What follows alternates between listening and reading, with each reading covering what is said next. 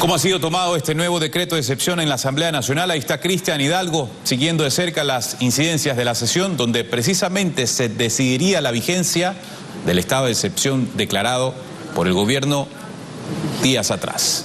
Cristian, ¿qué sucede al momento en el Parlamento? Buenas noches.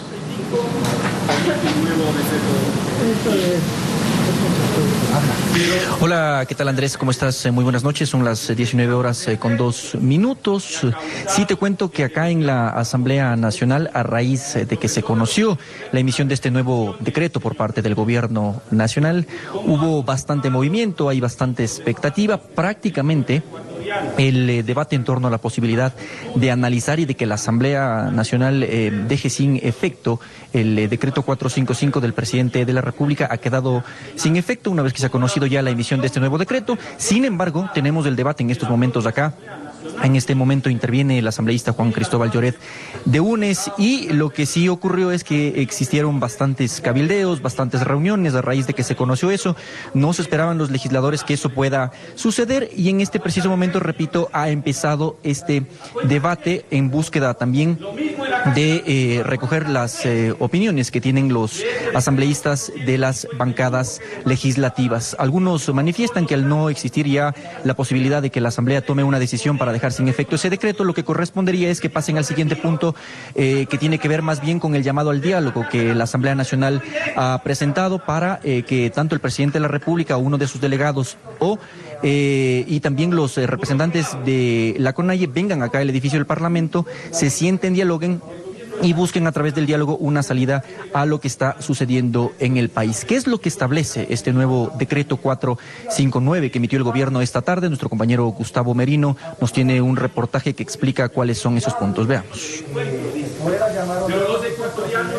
Artículo 1. Declarar el estado de excepción por grave conmoción interna en las provincias de Chimborazo, Tungurahua, Cotopaxi, Pichincha, Pastaza e Imbabura. Esta declaratoria se da con motivo de las actuaciones violentas que han alterado el orden público. Artículo 6. Suspender el ejercicio del derecho a la libertad de asociación y reunión de aquellas manifestaciones en que ocurran hechos violentos. La suspensión del derecho de la libertad de asociación y reunión de las personas consiste en limitar la propagación de acciones violentas en espacios públicos durante las 24 horas del día con el objeto de impedir que se atente contra los derechos del resto de ciudadanos. Se exceptúa de la limitación aquí detallada la protesta pacífica y toda aquella actividad pacífica que no tenga por objeto ahondar la situación de grave conmoción interna. Por lo tanto, se garantiza los derechos de libertad de asociación y reunión de los ciudadanos que incurran en actividades no violentas. Artículo 7. Se restringe la libertad de tránsito a partir del 20 de junio de 2022.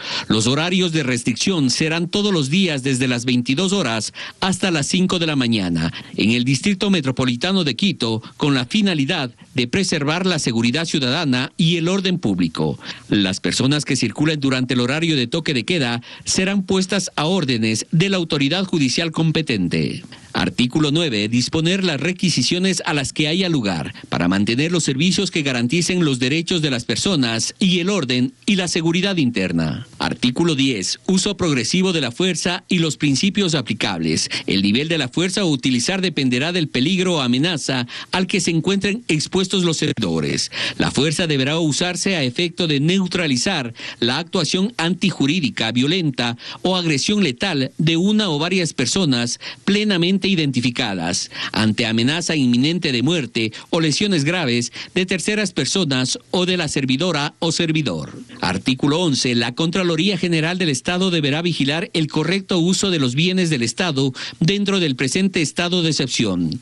Artículo 12. En el caso de ciudadanos extranjeros que se encuentren participando violentamente en las protestas, serán puestos a órdenes de las autoridades competentes para los trámites de ley y podrían enfrentar la imposibilidad de acceder a nacionalidad alguna o quedar en una situación migratoria irregular. Artículo 14. En el ámbito de sus competencias, los gobiernos autónomos descentralizados deberán apoyar y coordinar con la Policía Nacional y las Fuerzas Armadas el abastecimiento y suministro de alimentos básicos, así como que se cumpla con las normas de seguridad en la prohibición de transportar personas en los baldes de camionetas o camiones, lo que representa un peligro inminente para el pasajero, debiendo aplicarse las disposiciones y sanciones para este tipo de contravenciones. Artículo 17. Notifíquese esta declaratoria de estado de excepción a la Asamblea Nacional, a la Corte Constitucional, a la Organización de las Naciones Unidas y a la Organización de Estados Americanos. Disposición derogatoria única. Deróguese el decreto ejecutivo 455 del 17 de junio de 2022.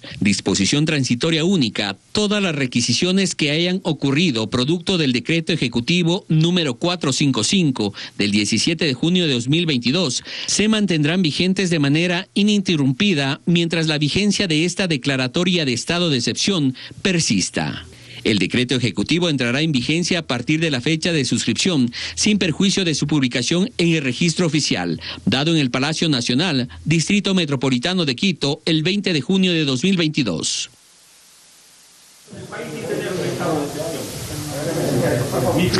Bien, son las 19 horas con 7 minutos. Hace poco la asambleísta del Movimiento Creo, Ana Belén Cordero, dijo que al ya existir por parte del Gobierno Nacional la decisión de derogar el decreto anterior, lo que correspondería es que en este momento se suspende el punto que se está desarrollando y que los legisladores pasen a analizar el que tiene que ver con el llamado al diálogo, para que ese diálogo se concrete acá en el Parlamento. Eso hasta ahora no ha sucedido, sin embargo, antes de la sesión pudimos conversar con el presidente del Parlamento, Virgilio Saquicela, y él justamente adelantaba algunos puntos que están sobre la mesa para que ese diálogo se pueda concretar y que la Asamblea se convierta en una especie de institución que medie para que ese diálogo se desarrolle. Escuchemos qué es lo que dijo el presidente del Parlamento. No tienen las capacidades, sobre todo de parte del gobierno.